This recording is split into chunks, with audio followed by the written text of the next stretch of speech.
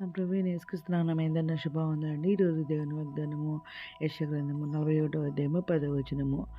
బూదిగంతముల నుండి నేను పట్టుకుని దాని కొనల నుండి పిలుచుకునేవాడా, నువ్వు నా దాసుడవనియు, నేను నిన్ను ఉపేక్షింపక ఏర్పరచుకుంటున్నానియు, నేను నీతో చెప్పినాను, నీకు తోడయ్యున్నాను, భయపడకము, నీ దేవుడయ్యున్నాను, దిగులు పడకము, నేను నిన్ను బలపరుతును, నీకు సహాయం చేయవాడు నేనే, నీతి అయిన రక్షణాస్త్రంతో నేను ఆదుకుందును అని వాగ్దానం ఇచ్చారండి. అర్ధరాత్రి లేచి ప్రార్థన చేసి స్థుతి చెల్లించి మళ్ళీ ప్రార్థన చేస్తే వెళ్ళినప్పుడు దేవుడి వాగ్దానం చేయించారండి.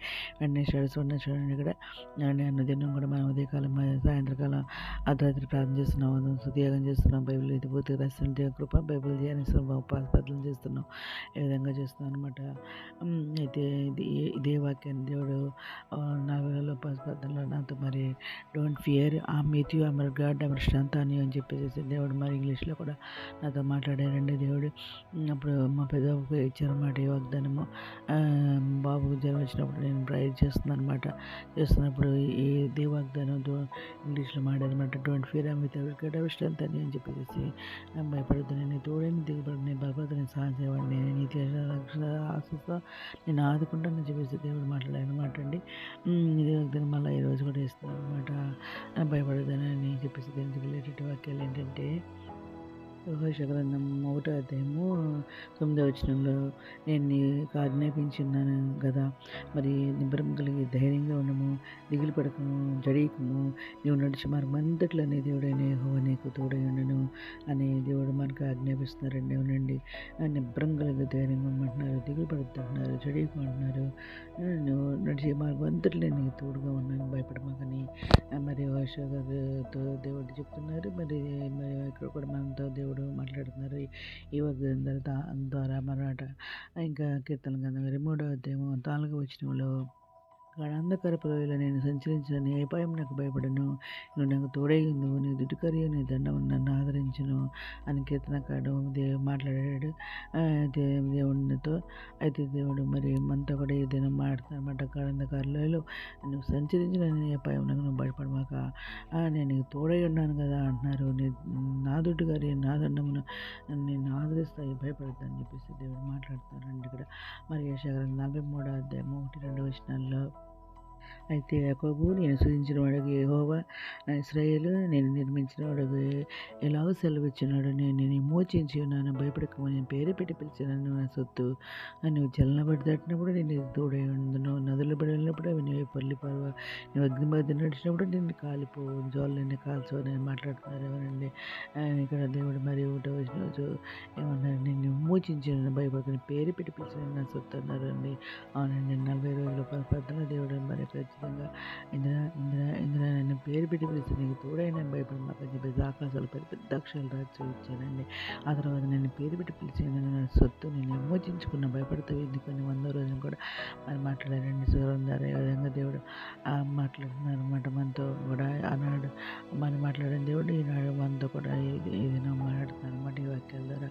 ఇంకా మత్తయి సువార్త 28వ అధ్యాయము 20వ వచనంలో, నేను మీకు ఏ సంగతులను ఆజ్ఞాపించుతున్నా వాటన్నిటిని గైకొనవలెనని వారికి బోధించుడి, ఇదిగో నేను ఇక సమాప్తి వరకు సదాకాలం మీతో కూడా ఉన్నానని వారితో చెప్పిన అన్నారు. అవునండి, మన దేవుడు ఇక సమాప్తి వరకు మనతో ఉంటానంటున్నారు. నేను మీకు ఏమీ నేను చెబుతున్నాను, ఏమీ సంగతులు చెప్తున్నాను, అన్నిటినీ అందరికి బోధించమని అంటున్నారు అనమాట.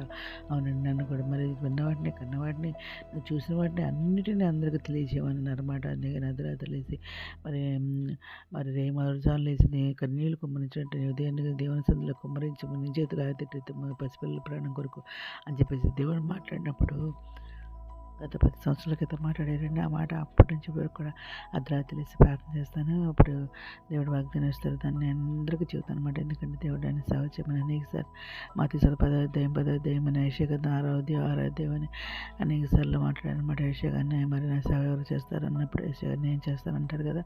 అలాగే మత్తయి 10వ అధ్యాయంలో కూడా మరి 12 మంది శిష్యులను పిలిచి మరి దేవుడు నా సేవకులను పంపిస్తారు కదండి.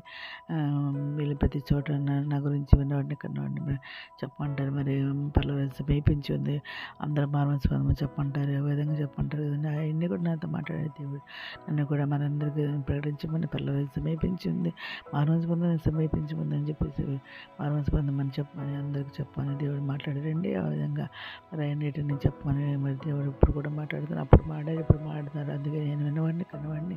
మరి ఉదయాన్నే మరి అర్ధరాత్రి మరి నాకు దేవుడి వాక్యం ఇవ్వగానే స్టేటస్ పెట్టుకుంటానండి. దాన్ని మరి ఉదయాన్నే మరి యూట్యూబ్లో పెడతాను అనమాట. ఏ విధంగా మరి దేవుడు ఇప్పుడు కూడా మరి ఈ విధంగా కూడా మాట్లాడుతాను అనమాట. మీరు ఏ సంగతులు మీకు ఆజ్ఞాపించిన వాటన్నిటిని గైకొని మళ్ళీ నేను అందరికీ బోధించమని, ఇదిగోనే నీకు సమాప్తి వరకు సదాకాలం మీకు తోడు ఉన్నానని చెబుతున్నారు అన్నమాట మన దేవుడు.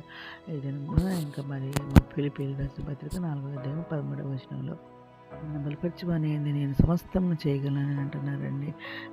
దేవుడు మరి ఇంకా ఆయన నాశనంలో మీరు పాల్పంచుకున్నది మంచి పని అంటున్నారు అనమాట. దేవుడు మనం దేవుడిని బలపరిస్తే ఆయన కూడా మనల్ని బలపరుస్తాను, సమస్తం ఆయన చేస్తానంటున్నారు అనమాట. దేవుని గురించి మనం చెప్తే ఆయన కూడా మన గురించి ఆలోచిస్తే మనకు కావాల్సినవన్నీ కూడా మనకు దయచేసే దేవుడు మన దేవుడు అనమాట. ముందు ఆయన పని చేస్తే ఆయన మన పని చేస్తానని ఇది మాట్లాడుతున్నారు అనమాట.